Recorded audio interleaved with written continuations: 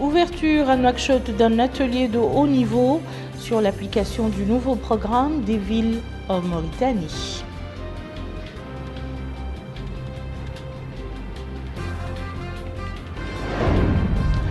Le ministère de l'Équipement et des Transports et la Banque mondiale organisent un atelier sur le secteur du transport public.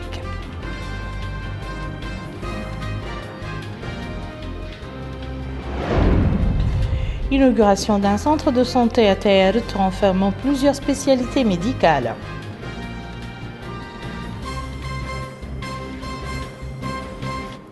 Merci Madame, Monsieur de vous joindre à nous. L'état des lieux des villes en Mauritanie et les différents défis qui accompagnent le développement urbain, tels sont entre autres les sujets débattus aujourd'hui dans le cadre d'un atelier sur l'application du nouveau programme des villes en Mauritanie. Il s'agit d'un effort conjoint entre le département de l'habitat et le programme des Nations Unies pour la population, entrepris dans le cadre Kyoto 2016. Melika Narli nous en dit plus. C'est face aux nombreux et multiples défis posés par une urbanisation en forte croissance, doublée d'une démographie galopante, que se tient cet atelier de haut niveau sur la mise en œuvre du nouveau programme pour les villes en Mauritanie. Cette initiative s'inscrit dans le cadre de l'agenda 2030 sur le développement durable et les objectifs du développement durable. ONU Habitat a conduit en 2016 le processus qui a permis d'adopter la déclaration de Quito dont ce programme est issu. Le ministre de l'Habitat, de l'Urbanisme et de l'Aménagement du Territoire, M. Nani Ouchrouqa, souligne que la Mauritanie fait face aux mêmes défis que ceux d'autres pays.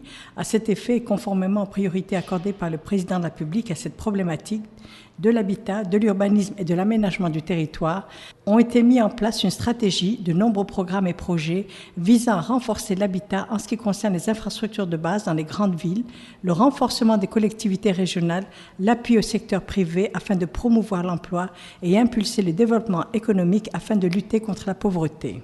Le maire de la commune d'Uxar, M. Mohamed Saleh Ammar, a dans son intervention mis l'accent sur la pertinence de cet atelier et a brossé un tableau des différentes réalisations faites par le secteur de l'habitat, de l'urbanisme et de l'aménagement du territoire pour renforcer les infrastructures de base tout en répondant aux critères d'urbanisme avec la mise en place de ce nouveau programme. Cette initiative s'inscrit dans le cadre de l'agenda 2030 sur le développement durable et les objectifs de développement durable. La mise en place par la Mauritanie de la stratégie de croissance accélérée de prospérité partagée 2016-2030 vise à assurer le bien-être de tous les citoyens. La SCAP ambitionne d'assurer une forte inclusion sociale par un accès équitable à des services de base de qualité. Elle a pour objectif dans ce domaine de garantir l'accès de tous à des services d'approvisionnement en eau, d'assainissement et d'énergie, à des coûts raisonnables et d'assurer une gestion durable de ces services et d'assurer à tout un logement décent et des services de base de qualité pour l'accès à la propriété foncière et immobilière et l'aménagement des quartiers précaires. ONU Habitat a conduit en 2016 le processus qui a permis d'adopter la déclaration de Quito. Je tiens à remercier la Mauritanie pour cet engagement sans relâche. Par cet acte, la République islamique de Mauritanie promet de respecter les principes suivants. Ne pas faire de laisser pour compte, promouvoir des économies urbaines inclusives et durables, préserver l'environnement. Des initiatives remarquables ont été faites par le gouvernement de la Mauritanie et les collectivités locales les 10 dernières années. Les participants ont suivi des communications sur la mise en œuvre du nouveau programme pour les villes en Mauritanie et les défis auxquels la capitale doit faire face en ce qui concerne les catastrophes naturelles. Autre coopération, cette fois-ci dans le domaine des transports publics entre notre pays et la Banque mondiale. Cette coopération vise l'examen de la vision stratégique de la société de transport public à l'horizon 2023, notamment la modernisation du transport urbain à Nouakchott. Bokar Baylaba. La mise en service de transport de masse est incontournable pour répondre aux besoins de mobilité des populations. Ainsi, la rencontre a pour objectif de réviser les textes régissant le transport public afin d'adopter un plan de développement et de modernisation du transport urbain dans la ville de Nouakchott. À cela s'ajoute la discussion du programme contrat liant l'État et la société du transport public. Pour la ministre de l'Équipement et des Transports, Mme Amal Mintel Mouloud, Le secteur des transports a connu ces 10 dernières années des réformes ciblant les vraies préoccupations du citoyen. Création d'une autorité de régulation du transport en 2011, révision des textes juridiques et adoption d'une loi d'orientation servant de référence essentielle du secteur.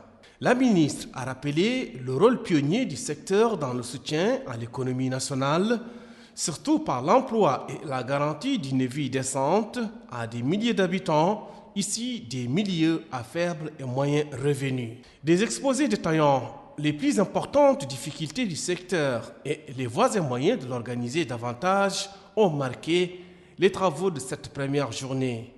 En somme, le transport public est une activité de service dans laquelle le facteur humain joue un rôle primordial.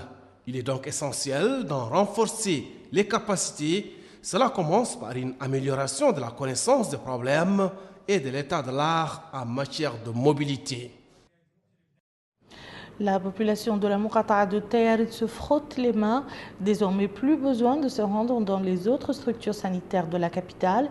Et pour cause, la Muqata'a de Tayarit dispose désormais d'un centre de santé renfermant quelques spécialités médicales. Bokar Baylaba a assisté à son inauguration. Cette structure de santé, objet d'inauguration, est un centre de santé. Implanté dans la Muqata'a de Tayarit, dans la wilaya de Nouakchott Nord, le centre de santé Selama est le fruit d'un consortium constitué de 2 organisations non gouvernementales, Stop Sida et Femmes Aid. L'inauguration a été supervisée par le Conseil des ministres de la Santé et d'autres personnalités. Ainsi, le directeur régional des affaires sanitaires et sociales de Nouakchott Nord, Mohamed Seydou Lihdi, a souligné les efforts de l'État pour l'accès des citoyens aux services de santé. Il a ajouté que cette nouvelle structure sanitaire va permettre d'offrir des soins à la mère et enfants de manière efficiente. Ce centre de santé permettra l'accessibilité des services de qualité au niveau communautaire. Nous avons toutes les spécialités qui sont servies au niveau de ce centre à Tayarit. Le spécialiste, il consulte à 100 Ouguiya MRU et le médecin généraliste à 50 Ouguiya MRU. Et c'est pour recouvrir les charges fixes de loyer, du personnel, du consommable.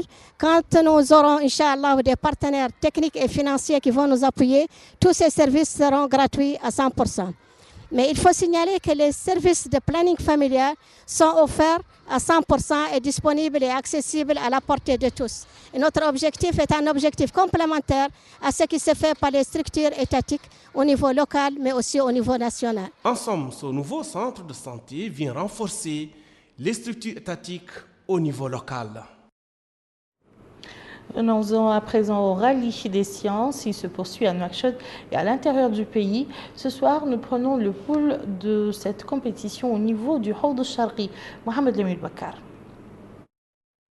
Deuxième jour des épreuves du rallye des sciences à Nouakchott. La concurrence est rude entre les compétiteurs issus des différents établissements secondaires des séries scientifiques et mathématiques de la capitale.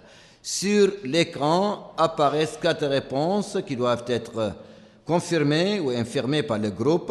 Le dernier mot reviendra à l'outil informatique qui validera la bonne réponse. L'épreuve de ce jour portait sur la physique pour les élèves de la 5e et de la 6e. Hier, ces mêmes élèves ont passé l'épreuve des sciences naturelles et demain, dernier jour, sera marqué par l'épreuve des maths. Les points des 3 épreuves seront regroupés pour déterminer le groupe gagnant. Au niveau du pôle Est, le rallye regroupe en Néma les élèves des wilayas de Dohod, de la Saba et du Tagan.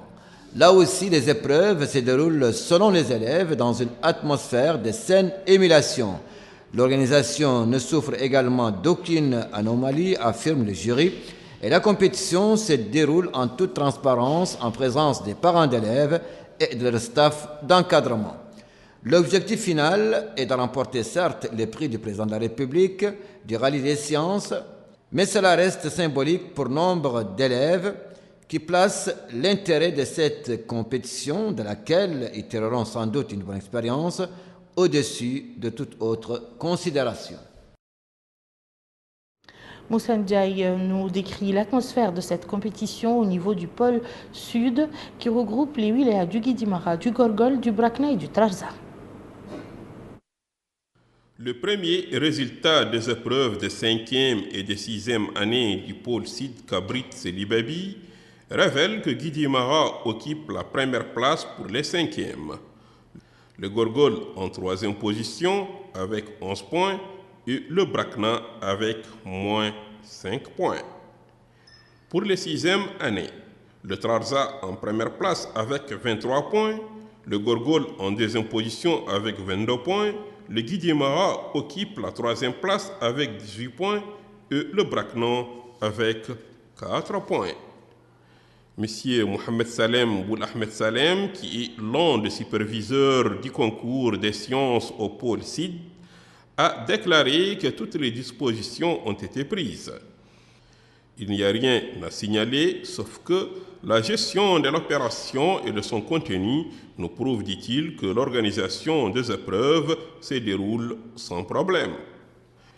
Quant aux élèves qui participent à cette étape régionale du rallye des sciences à Selibabi, certains confirment que les conditions sont réunies pour tous et que tout s'est fait dans la discipline.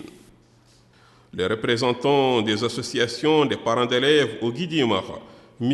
Mboyrik Wouldagwaf, pour lui, l'initiative est excellente, car, précise-t-il, depuis le démarrage des épreuves du rallye des sciences, un progrès remarquable a été constaté dans les matières scientifiques. À noter que les épreuves du pôle Sid, qui se déroulent à Selibabi, regroupent le Trarza, le Guidi Mara, le Gorgol et le Brakna. Et au niveau de Nouadhibou, le prix du président de la République du rallye des sciences est disputé par les élèves des établissements secondaires des wilayas du Nord. Moussa Ndiaye toujours. À Nouadhibou, qui abrite les épreuves de l'étape régionale du rallye des sciences du pôle Nord, et après la première journée de cette compétition, qui a été consacrée aux épreuves de sciences, place aux épreuves de physique-chimie pour le compte de la deuxième journée. Les différents participants à cette édition 2019 ont constaté que les efforts des uns et des autres ont permis à cette phase de surmonter tout obstacle lié à l'organisation. Au moment où ils attendent les épreuves des mathématiques, le climat est favorable et que tout est positif, a dit ce participant. Cet élève précise que ce concours est important. Il nous donne l'engagement d'aborder en toute confiance les prochaines épreuves. Madame Fatmetou Bint Ahmed, qui s'exprimait au nom des associations des parents d'élèves, a dit que les élèves ont vite compris l'importance de leur participation à cette compétition. C'est pour cette raison, précise-t-elle, que les résultats attendus seront sans nul doute encourageants. L'encadreur Mohamed Remin Woulbosber trouve que la victoire de l'Adrar, Tirizemmour, Inchiri ou Nouadhibou ne sera qu'une seule victoire pour tous les participants. L'étape régionale du rallye des sciences intervient quelques mois avant la phase finale prévue à Nouakchott pour compétir et remporter le prix des sciences du président de la République, son Excellence M. Mohamed Ould Abdelaziz, édition 2019.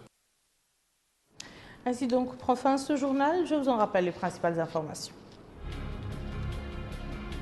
Ouverture à Nouakchott d'un atelier de haut niveau sur l'application du nouveau programme des villes en Mauritanie.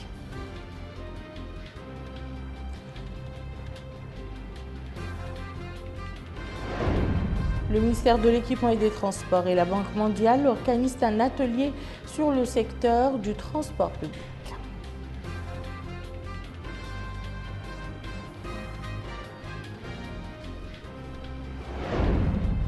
Inauguration d'un centre de santé à Tayaret renfermant plusieurs spécialités médicales.